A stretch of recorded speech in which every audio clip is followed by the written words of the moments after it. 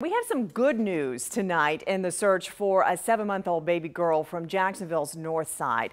The little girl, Aroyal Bennett, has been found safe, but the search continues for her father, Antonio Bennett. First Coast News' Juliet Dreyer joins us with the breaking details on this story. Juliet? Spoke with Antonio Bennett's uncle this afternoon. He didn't want to go on camera, but he told me he knew Aroyal wasn't in any danger. He says Bennett is a good father who made a bad mistake.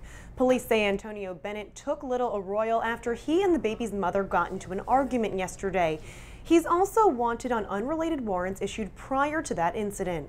Bennett is described as being about 6'2", 190 pounds. He was last seen wearing a black tank top, light blue shorts, and black shoes. Take a look at your screen right now. This picture is of Antonio Bennett's car. It's a white 4-door 2006 Chevy Impala. It has a Florida license plate number BYT T53.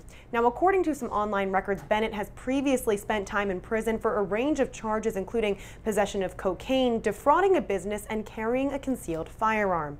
Anyone with information should call JSO or Crime Stoppers to remain anonymous. Reporting live, Juliet Dreyer, First Coast News, on your side.